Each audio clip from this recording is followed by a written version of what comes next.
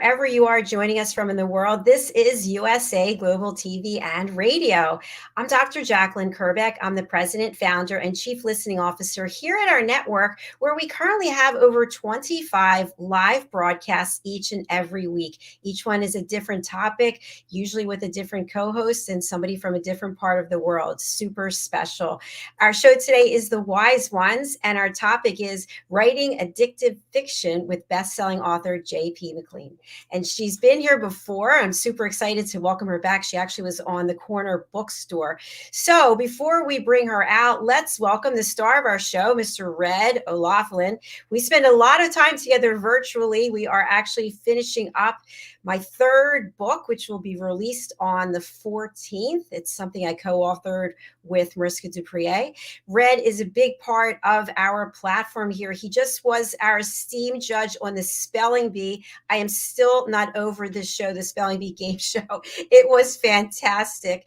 He's also one of our Talking Heads experts. He'll be presenting right after this show. He has his own show for 30 minutes. He's one of our elevated listeners. He and I are doing a new series together about food and our emotions. It started out as going to be a 6-part series. I don't know if I told you this, Red. We're up to 12 so far. And he's going to be running a medical panel show with experts from around the world. So I know he's got a whole life outside of this. It's hard to believe, but welcome, Red, to the program. Hello. Yes, it's kind of interesting. I got a call a day or two ago, and they said, "Can I speak today at a luncheon meeting?" I said, "Well, it depends on what time I can get out of there." I said, "If you can give me this slot of time, it would be perfect." So it worked out marvelously. I got back here. I set all my green screens up, everything before I left. So all I had to do was come back and just sit down. And so that worked out very, very nicely. So the time-wise, I had a little scar on my head from some surgery last week, kind of put me out of sorts for a couple of days. Got back in. Now I'm back running with the wild cows because it's just everything's going so well right now. I'm super happy. Well, I'm happy for you. I know you're full on all the time and you do a great job. And I really enjoy our friendship and I really enjoy working with you as well. So for those people who haven't met you before, we're always having new people, whether it's on TV, radio, or podcast. Tell people a little bit about your background. It's extremely impressive. You're very well educated. You're a veteran, you're a Toastmaster, and you're an expert speaker. Tell us more. I fell in love with chemistry sophomore year in high school. I figured that was going to be my degree. It was. I got a bachelor's degree in it. Unfortunately, I didn't get a chance to practice it because I got an invitation to Vietnam. Went there, came back, unable to really do much of anything with it because I was too many years outside of that. So I ended up in a different field in statistics. I taught a little bit of that at night at college level. I picked up a couple more degrees, and I picked up a couple more degrees after that in different subjects. I ended up with about 5 degrees total and 7 professional certifications, one of them being a distinguished Toastmaster. I spent 31 plus years in the Navy, aviator, been to 61 countries. My wife, I said I do to just a couple of days after I said I do to my first wife, the Navy. And then so it's been 54 years with my wife. And normally she's here watching this show every time live, but we have some things going on and she is not with us today. So hopefully she'll get a chance to see the replay. And that being said, I love to research the human body at the cellular level, chemically speaking. I look for cause and effect relationships. Treat a cause, fix a problem. Treat a symptom, and you'll always be treating symptoms. And so I write about it. I speak about it. I have 5 books out there right now, one of them a best-selling book. And one of the things I do have in my writing is I have almost 1,000 original content articles on LinkedIn, about 1,500 blogs on my website. Almost every single one of them with some aspect of health or wellness. I'm focusing primarily in the area of longevity, aging, age-related diseases. Those are the things that I research. Those are things I write about. I speak about. Spoke about them today at a networking event. And those are the things that kind of drive my passion when I can find something new and then share that with the world. So those are the things that out there that are driving me. And Dr. Jacalyn mentioned some warm places in the world, and here in the Houston, Texas area, it's 83 degrees today. It doesn't get much better than that in the middle of winter. So with that, I'm going to turn it back over to Dr. Jacalyn. Thank you so much, Red. Always a pleasure. And I'm in Florida, and it's in the 80s here too. So yay, lucky for us. So I'm going to bring out our guest. is no stranger, as I mentioned, to our platform. We had a great chat, a great interview not that long ago. And JP is an award-winning author writing addictive supernatural thriller and urban fantasies, and had a new book launched in November. We're going to be talking about a number of topics, including what it's like to have people you don't even know come up to you and just start complimenting you, speaking to you about your book. And all of a sudden you are a persona, you're in the public light, and what that must be like. That'll be one of our topics. Let's welcome JP. Hello.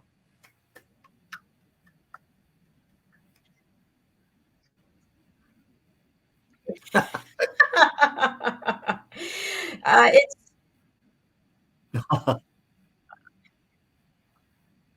Oh,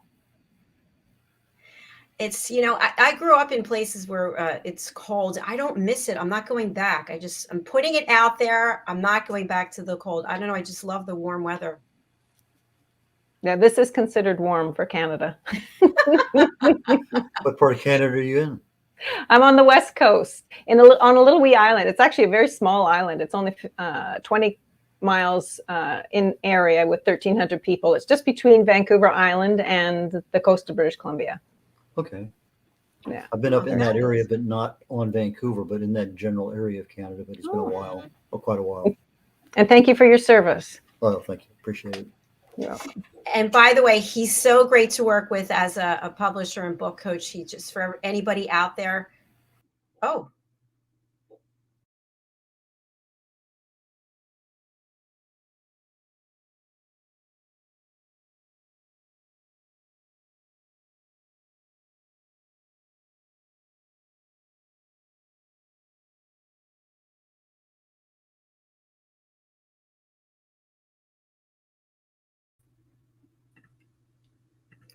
my gosh, where did everyone go?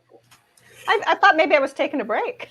No, all of a sudden everybody just dropped off. That's so weird. I don't know what happened, but anyway, we're back. So welcome. So JP, one of the things that I wanted to talk about was your evolution of working full-time and not writing, and then writing full-time and being in the public eye. What has that been like for you? It's been an interesting path, let's say. I graduated with a business degree and started working in the public sector doing human resources work. And I loved that work, really enjoyed it. However, I got married, and the man that I married traveled extensively with his work. And we had the opportunity to do some traveling together with his work. And I decided I would take a break from working. So I took a break. I say I retired, but my friends said, no, actually, you're just unemployed. And went through a process of trying to define who I was again, because unbeknownst to me, I had put an awful lot of emphasis on identifying who I was through the work that I did. And when I no longer had that work and people would ask me, so what do you do for a living? It was a little depressing. I didn't really have anything. And I was traveling with my husband at the time, so I didn't even have hobbies outside of the home necessarily other than cooking. And when we returned to our home on Denman Island, I started writing. And I wrote been writing full time ever since. And I found a new passion. And it wasn't until I found that new passion that I realized how much I was missing in terms of my identity. So I have I've changed careers, massively different careers, and love everything about the writing career now. And when I look back, I know what that gap was. And it's refreshing to know. It's empowering to know that that is something that's important to me, and it will always be important to me. This career will never, ever fade. It will never be taken away from me, because I will always be an author. Absolutely. Wow. Thanks for sharing that. And did you think when you made this transformation that you would be famous? Oh, no. And I'm still not famous. People know me now that I don't know, but by no stretch am I famous like you two are. Here on my island, people know who I am that I don't know. And that also brings up something else, is I am terrible at remembering names, just terrible. And my husband laughs at me all the time. I have introduced people using the wrong names. So when people come up to me, I'm looking at them and I'm thinking, oh gosh, I should know you. I should know your name. I can't, it does not come to my head. Well, it's so funny what you just said, because when you said that you're not famous like we are, Red and I both started laughing. I certainly don't think I'm famous. Red, do you think you're famous? No, just a very, very small group of people, usually my wife and kids. So I think whether we're famous or not, I think we all probably don't have the confidence in ourselves to realize if we're out there touching the public in some way or another, then we're doing the right thing. We're helping people. Yeah. So I do, in addition to my own book launch things that I do here and in the community off the island, I also participate in, we have a Reader Writer Festival here on Denman, and it gets we get quite a good turnout, quite some big names in writing. And I participate by introducing the local writers. So people see me on stage, and a lot of people come to that festival. So I was in the hardware store the other day doing something, and a woman, she says, oh, you're our famous author. And it was a shock to me. No, she says, well, you're up on stage at the Denman Island Reader Writer Festival. Oh, and that kind of thing happens to me all the time now. People stop me and say, you look familiar. Do I know you? Were you on the CBC? I've never been on the CBC, but it's like, were you on the CBC? No, but my picture's been in the paper a little bit. So, yeah. You feel like a fake. It's like such a impersonator moment, imposter moment. But it's true. It's valid. You're touching people's lives and they're connecting with you. Yeah. Well, so far, the only ones that say hi are the ones that have a positive connection. Well, but they think you're an author and not a singer, right? Yes, that's good. Oh my gosh, I can't sing to save my life. I've had people tell me, please don't sing. You know, when you're in the car and you're singing along to a song. Yes. Don't do that. No. Well, you can write though, so that's really important. What is it that you personally take away when you finish a book? How do you feel? Oh my goodness. It's a tremendous sense of accomplishment when you finish. And that lasts for, probably a day or two. And then it's, oh my goodness, now the work has just begun. I didn't know that when I started writing. Like when you type the end, I think the first time I must have celebrated for at least a week. And now that does not last long, because that just means, okay, now it's the start of editing, revising, editing, and then marketing. And that is way bigger part of writing a book than actually writing the book. JP, I got a quick question for you. Since you have so many books out there, and you just had a book launch, and Dr. Jacalyn and I are having a book launch next week on our first children's book. What have you learned in launching books over the last 3 or 4 or 5 books that are really good lessons learned that you would include the next time you're doing a book launch? I would try to get as many reviews as possible on that book so that they come up on the day that the book is made available. I think that having a constant stream of reviews coming in makes the book rise up in the visibility ranks for the retailers. So that's one really important thing. And also spreading the word. The hardest thing for any writer and a new book is finding a large enough audience that you can make a splash with it. So, and what you two are doing is fantastic, because you're raising the awareness already. And because I already knew about it, I guess I'd been watching the show, so I already knew you had a children's book coming out. And getting that word out and getting more visibility for the book is the very best thing you can do for it. And that's not easy to do.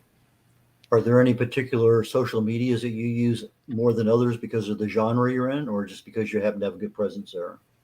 I used to use Twitter. I'm not sure how that's going now. The numbers have been going way down. I've probably, because I have about 50, well, I used to have 5,600 followers, and now I think it's down to 53, and it's a steady decline every single day. That's going down. So I don't know how that's going to work. Not that it ever sold books, but it's not supposed to be about selling books. It's supposed to be about being social and connecting with readers, and maybe they will buy a book. Facebook remains a good place to be on. I'm really enjoying Instagram. It's got the one drawback Instagram has is you can put beautiful pictures up, so that would be beneficial for your children's book if you've got some pictures and some graphics you can share. It's very eye-catchy, but there are no live links in your posts. People have to go back to your author profile or your book page profile in order to have a clickable link.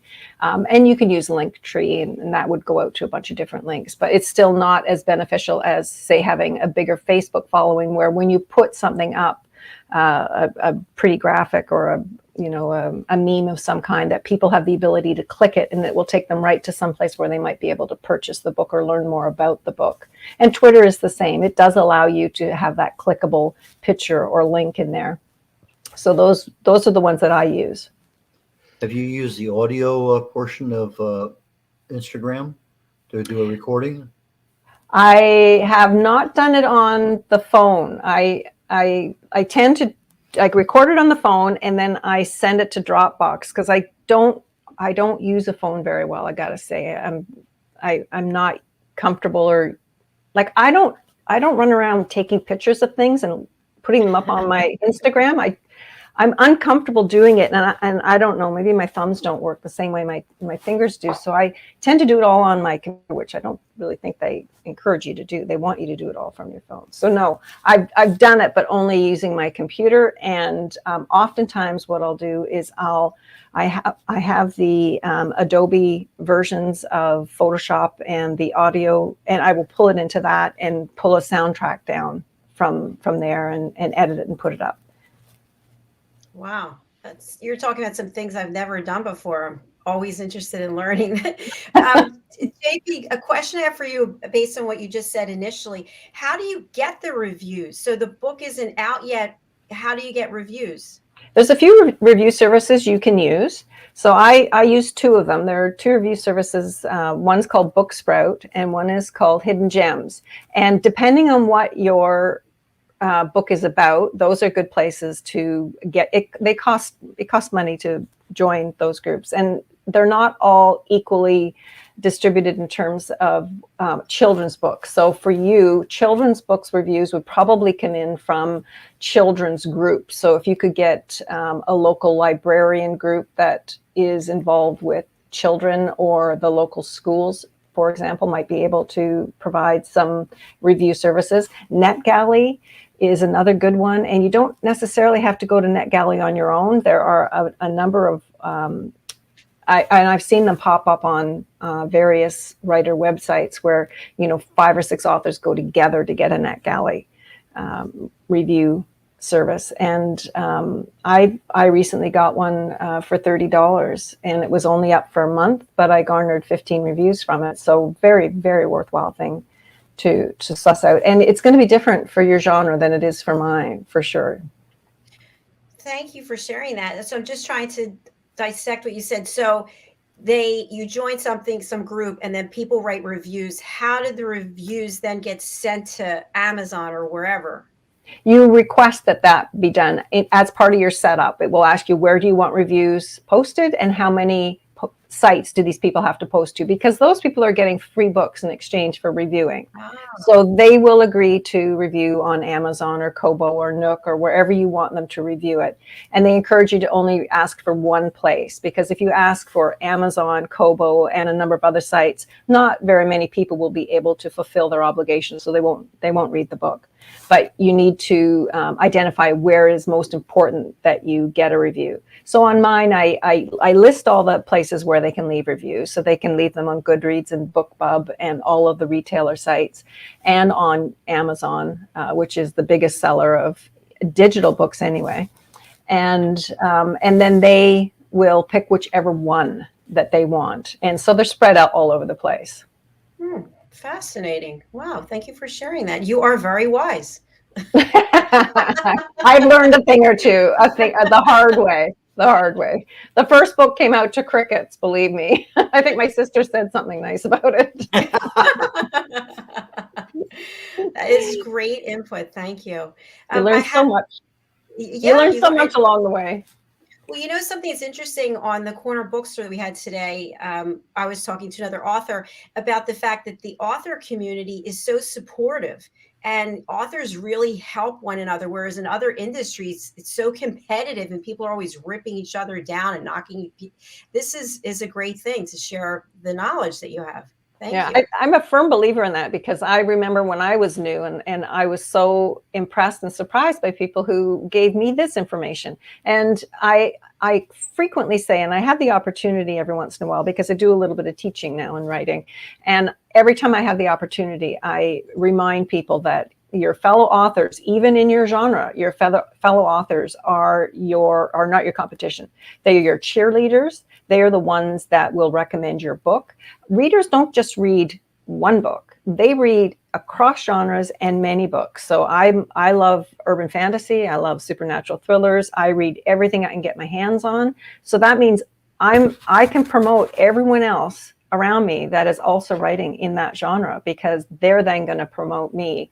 And if I see somebody's got a new book out, I'll share it on social media. I'll share whatever information I can to give that person a leg up. It's just the way we are. And it's kind of nice to be in a community that is like this. And it's very much like that. I find It's a lot so of authors. true. It's so positive. Yeah, I find a lot of authors are just open to share anything they have that works and doesn't work.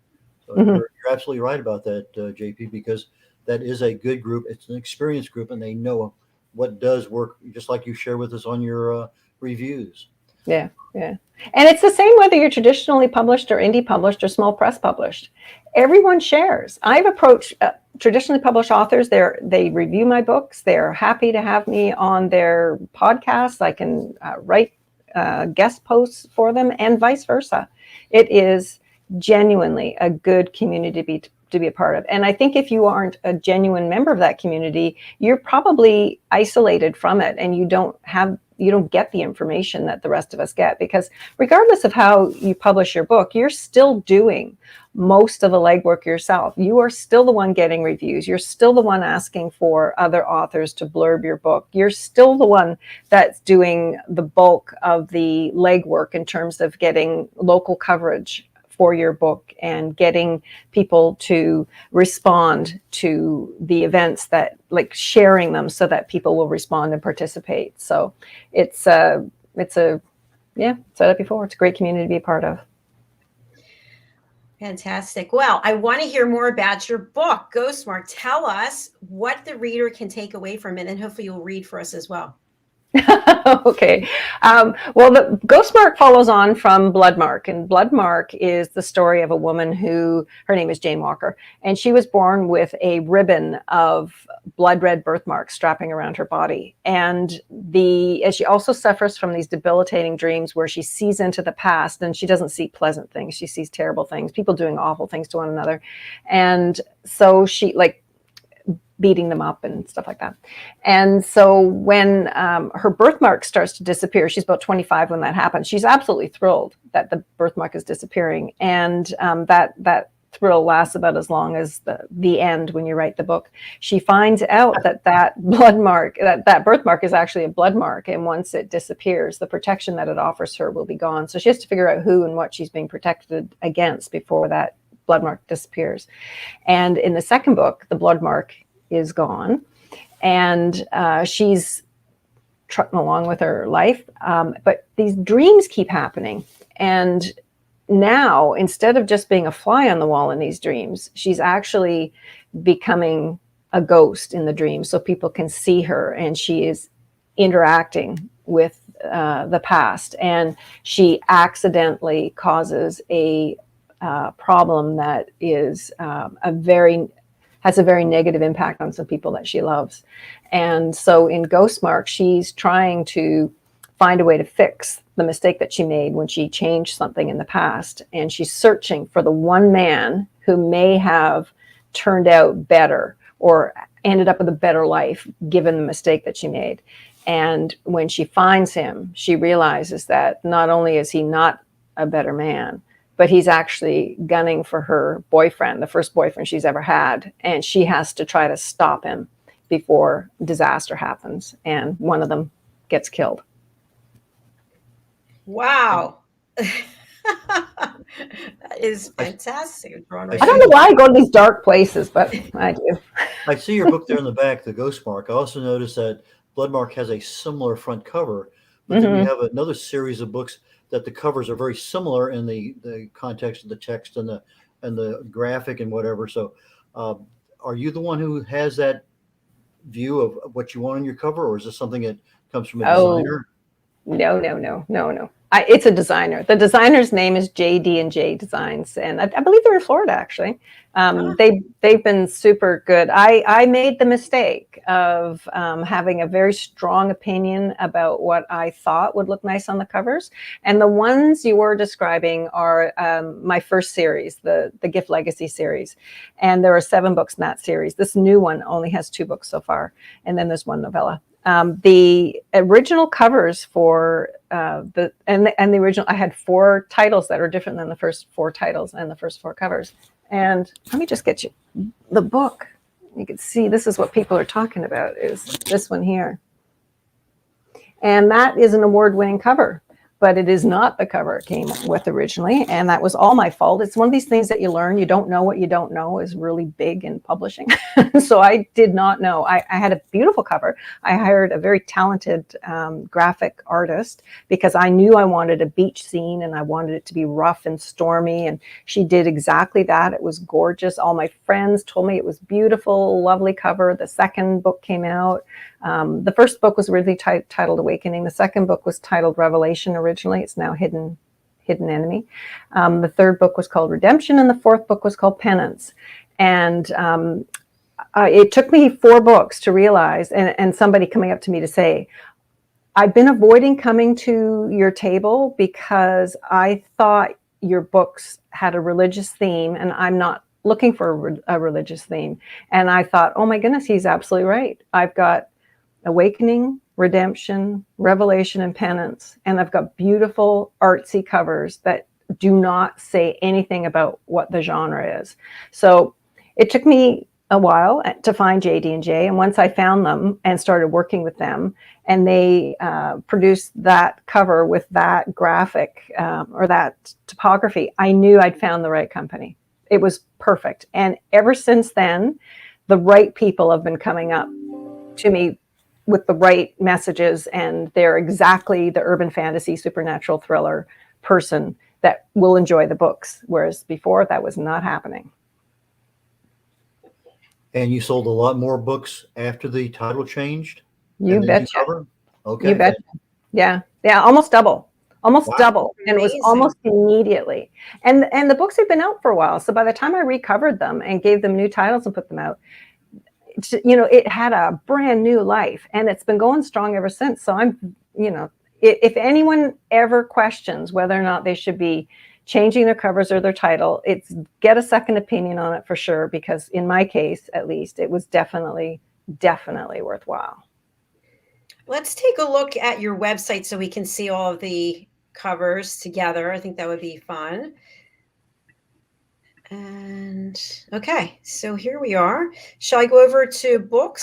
Go to about. Okay. And then go down to the Gift Legacy.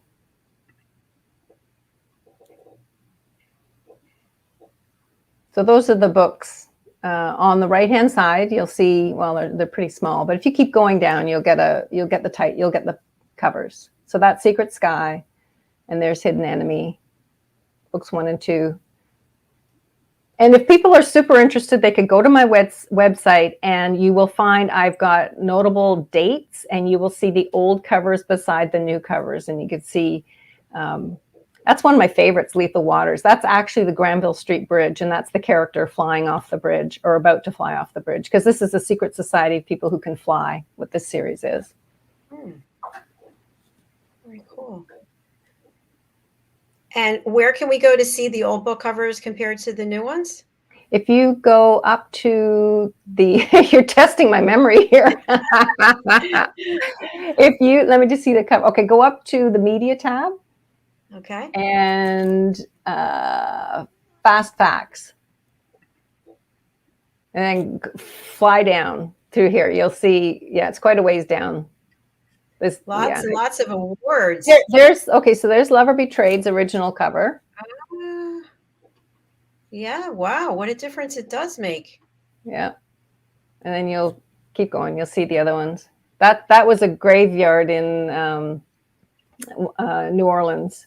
Yeah, I was looking at, I was trying to see what are the emotions that are coming up for me when I look at the old one versus the new one.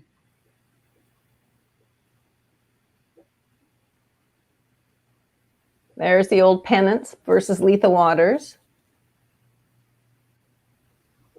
Red was coming for you.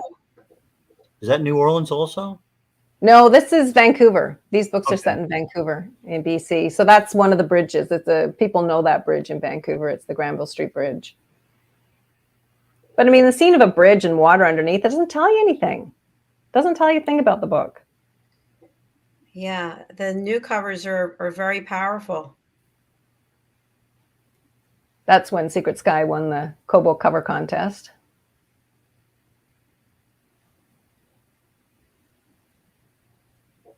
There's Burning Lies. And this was Bodega Bay, because Burning Lies, a big part of it takes place down in Bodega Bay. And that's maybe one of the most effective in terms of the mood and the, it's not a serene little beach scene. It's actually a pretty dark story in Burning Lies. Now, when you started with the Secret Sky or whatever the first book was, you knew you were going to have 5 or 6 or 7 or 8 or 9 follow-on books, or as you were writing these things? Oh, no. I had no idea. So when I started, I was just playing with words and enjoying the process of telling a story. And I didn't have an outline. I started with a scene and expanded that scene out. And it took a while, to get to the point where I thought, wow, I might actually have a book here. And I thought I was writing a book. There's the original Awakening. So I wrote that one book, but when I finished the book and after I had gone through, another year of editing and rewriting it, I missed the characters. I really missed writing. So I just started writing more, and I carried those characters on into what would be the next journey that they would take, and had such fun doing it. But I realized I better call it a trilogy, because I kind of thought there were 3 books. So I started calling it a trilogy. The Gift Trilogy. And then when I finished the 3rd book, I actually hadn't even finished the 3rd book, and I knew I had at least a 4th, probably a 5th book. So then I rebranded it once again. And instead of calling it the Gift Trilogy, I then started calling it the Gift Legacy. And yeah, 6 books later. And then the book with the tug on the front and the guy's figure, that is actually this first book written from her lover's perspective. So this one is Secret Sky. Lover Betrayed is the same story, but what I did was I stripped the story down to only scenes where the 2 characters were in it or interacting in some way, even if it was just over the phone. I took everything else away, and then I rebuilt the story from his perspective. I started it in New Orleans way earlier, and I ended it back in New Orleans way later than Secret Sky. And that was such fun. It really let me play with the notion that women and men interpret things so differently. We can misinterpret things really differently, depending on what's in our thoughts at the time. It's your filter through which you hear things. And so when a woman wants to feel appreciated and loved, she hears something different than what a man who may be trying to escape hears. Mm-hmm. It was fun to do. It's a really, I enjoy that that kind of antagonistic possibility between the 2 characters. So that's what that one is. Is that the only book you've done that in? Yeah, so far. Yeah, it is. And this original series, it was first person perspective from that one character. Her name is Emmeline Taylor. She does the whole series except for that one book. with the new series, I decided to challenge myself. So instead of doing one character in first person perspective, I do 3 characters in third person perspective. And that's been a huge challenge, not just to change the style of writing, but to weave those 3 stories together so that everything that happens in the right order to turn it into a really twisty tale. Going from first person to third person, that's pretty difficult. Yeah, it took a while to not sound stiff. You know how, like, when you first start, it's I in first person, and it's like she, her, in third person. So it took a while to fix that. But yeah, it's a fun series. I'm not sure I'd say fun because it has dark themes, but it is entertaining, and this one's super fast paced. It really takes you through the book, the story quite quickly once you get into it. You're going to read for us, yes? Sure. Perfect. Sure. What I wanted to share was when I was looking at the old book covers versus the new ones, in each case, I was feeling that the old book cover looked like an actual scene of some place that I could go and visit. And when I looked at the new book cover, I felt like it was a place I could escape to. I felt like that I could actually leave my real world and escape to another world. So kudos to you. I think there's a major power of those new covers. Well, I thank you. I'd love to take credit, but I actually can't. But thank you. Who's on the team, right? That makes a big difference. Like, Yeah. I've got this guy right here. So, Yeah. But you had to approve the final version. So yes, they're yours. Yeah, I did. And there was a lot of back and forth, especially for the very first one, because I really wanted to make it stand out. But ever since then, they've been amazing. I can't believe they can take, like, I think I write a paragraph about the summary of the book, and then I give him like what one character might look like, and then he runs with it. He found like I don't know, blood mark. He found this model, and it's just perfect for that story. Just perfect. And the second one is in this series is just as good. I really, really think they do a tremendous job. What will you be reading from today? Well, since I read from Ghostmark when I was on the corner bookstore, I thought I would read from Bloodmark today. Perfect. Is that okay?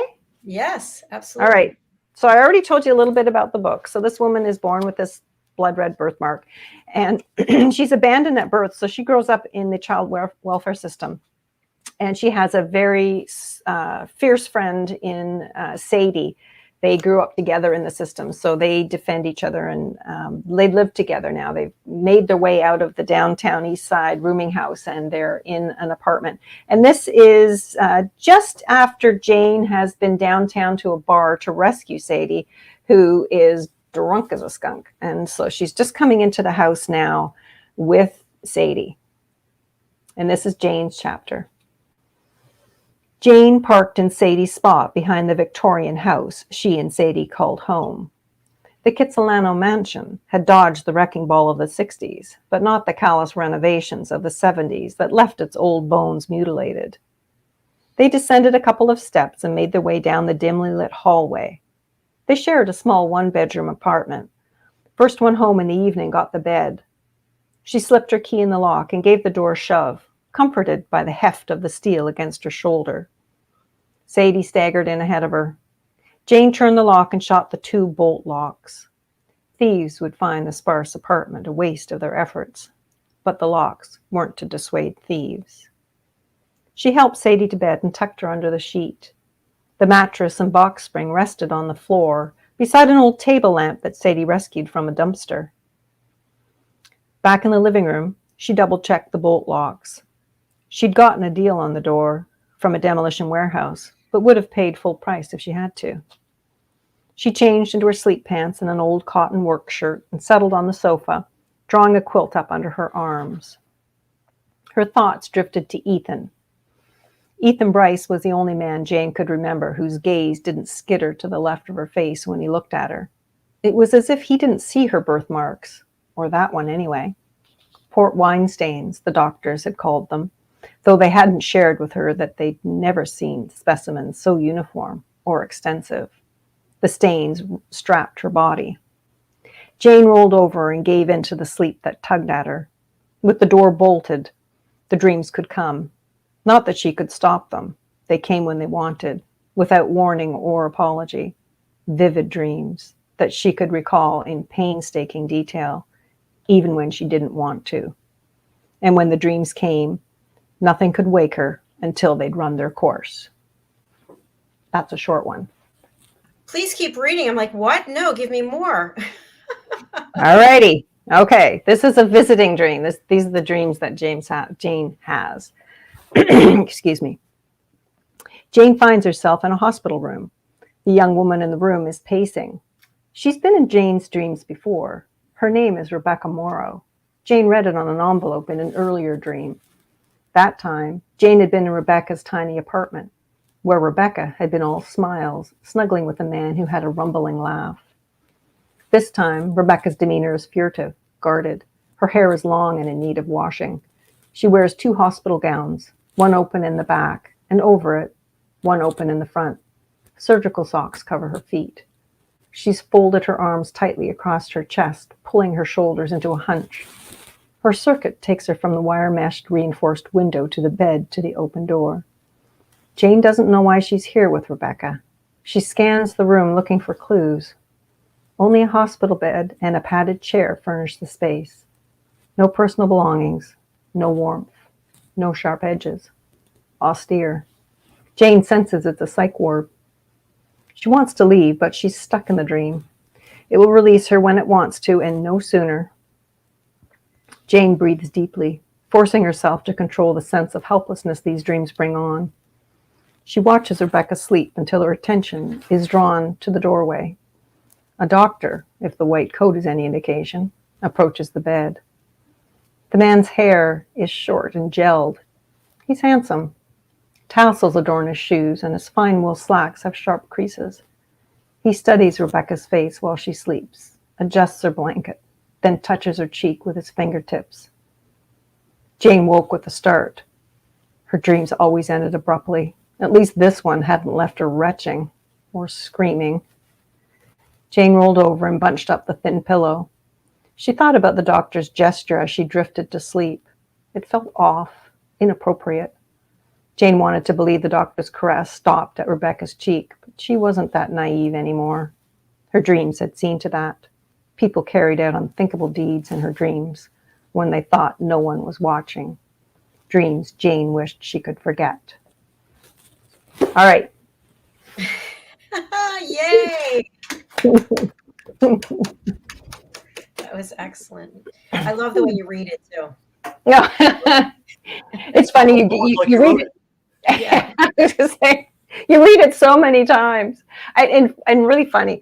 I tried to record me reading the first chapters of the books. You would think, given that I have read them dozens of times and wrote them, that I would be able to get through a chapter without messing it up. No way. No way. I have such praise for newscasters that do this every night. And you two probably have the exact same experience where you're constantly in front of the public reading things off of prompters or whatever and never make mistakes. And me, every sentence. So it's like I mispronounce something or I forget the had word in the middle there. Well, I appreciate that. On the show, The Corner Bookstore, the guest name was Cindy, and her character in her book was Sandy. So I welcomed her as Sandy instead of Cindy. So sounds like something I'd do. Yeah. Red, you were going to say something? I was going to say, I sometimes don't have a problem with that, but as I'm explaining something, this other thought will come in. I want to include that. And then I start to include it, and then I can't remember a specific chemical or molecule or something, the name of, it won't come. And it's not that it was needed, but I thought it would amplify. So yes, I have a similar problem, but it's my own making because I reach out for something that's not in the view of what I have that I need to talk about. But it's something that I think is really important, should be included. And I can say 9 out of 10 times it works fine, but there's always that 1 or 2 times it seems And my wife says, you should work, do all that stuff ahead of time. So, well, normally I do. I love to read through these things, but then all of a sudden they really need to know about this other thing. And I didn't realize that the first 3 or 4 or 5 times I read through it. So yes, I have similar problems, but not from a teleprompter, from my mind prompter. Well, I guess we're all human. That's what I'm taking away from that. So, JP, it's been so much fun having you here today, and the time has just flown by. We're leading up into Red's time for his Talking Heads program. What would you like people to take away from reading your latest book, and how can they get in touch with you? They can get in touch with me through my website. Everything is on there. They can sign up for some free short stories, and you can get the first chapters of all my books. You can download them. That website is jpmcleanauthor.com. And I have a special today, like Bloodmark is on for 99 cents, the ebook. And it's only going to be on 99 cents for a few more days. So grab your copy while you can. And the new book, Ghostmark, that follows it up, came out November 1st. And I would encourage you to check out at least the look inside, because it is a very strong follow-up to Ghostmark. Fantastic. I'm just thinking, JP, would you be able to just type that into the chat, the offer that you have, and then this way we can put it out there and people can have it to remember, because as you know, things come in our mind and then they go right out. And for those people who are listening, JP Mclean, Mclean is McLean, Mclean. So jpmcleanauthor.com. Thank you, Okay. Red. All right. Thank you very much. And it's 99 cents everywhere. It's wide. So you can find it on Kobo and Nook and all the subscription services that you normally would get it at. And Amazon, of course. Fantastic. Thank you. I'm going to just put that up here. There you go. Bloodmark is now 99 cents. So head over to jpmcleanauthor.com and get your copy now.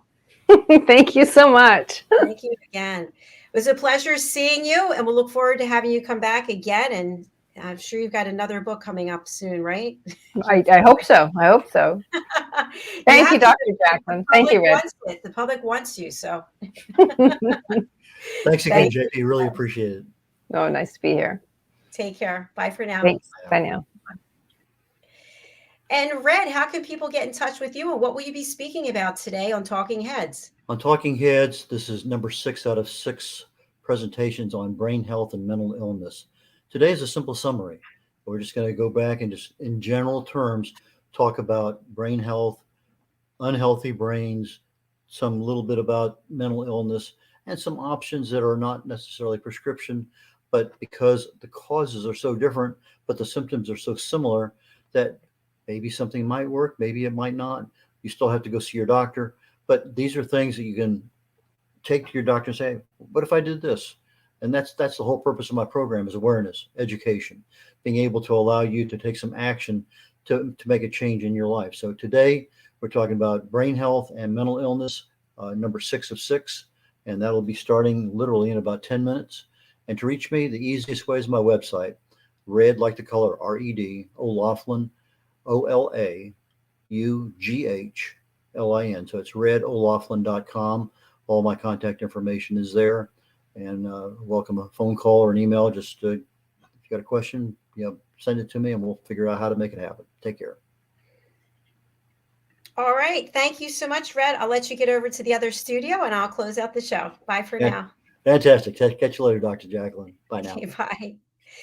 All right. I just want to share a few quick messages, and then I'll be running off to produce the other show. So if you're not aware, we have our newsletter, which is the Global Post magazine, where we feature people just like JP and others in our newsletter. So if you haven't subscribed, please go over to our website, usaglobaltv.com. We actually just launched our newsletter yesterday. We have some new team members here. Everyone has the opportunity to join our team by becoming a certified elevated listener. Maria Rusova is in London, and she has her own fashion line, which is Moda de la Maria. And she has a sustainable fashion line. She specializes in tweeds as well as silk, and she is now one of our team members. We also have Maria Eduardo. She's in St. Martin, and she has her own catering business. She's also a Toastmaster, and she has joined our team. So welcome to both of them. We have a new show called The Listening Post. It's a TV show celebrating elevated listening. In case you're wondering, I'm all about listening at an elevated level. And this show is for our team members who are elevated listeners. And it's just me and them having a chat just about real things in life. We have some special opportunities that courses our team members have put together that are available for the public. Chakra Psychology and the Healing Journey with Caroline Heward.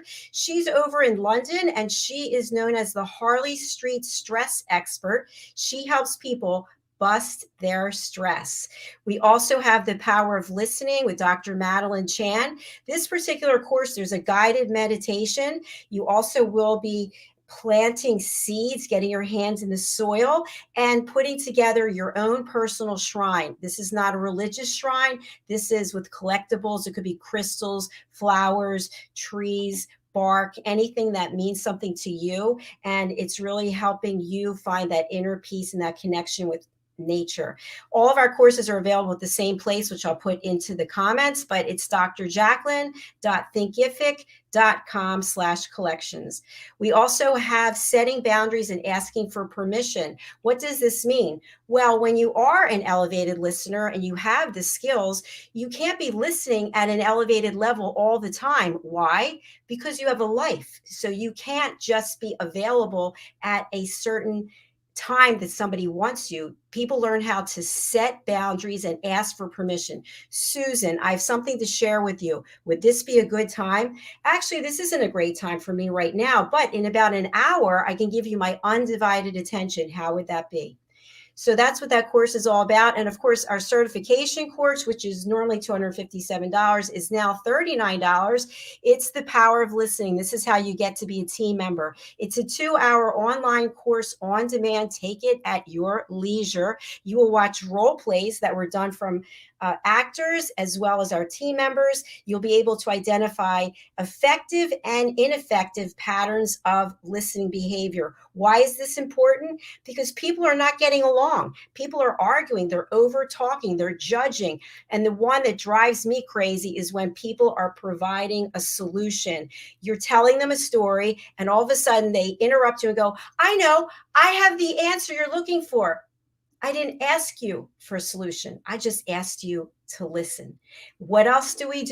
We make judgments. I'm talking about something and you hear a certain word. Oh, I'm a Republican. I'm a Democrat. I'm pro-abortion. I'm against abortion. And all of a sudden, you're no longer listening because you have now judged the other person. So what I try to do, what our team tries to do, is to give you the opportunity to watch interactions that are dysfunctional and then watch interactions that are highly productive, where people are listening at a high level. So if you'd like to join our team, that's all you have to do is to get certified in this course. And again, it's drjacalyn.thinkific.com/collections. All right. Thank you for listening. And Red will be right back. Take care, everyone. Bye for now.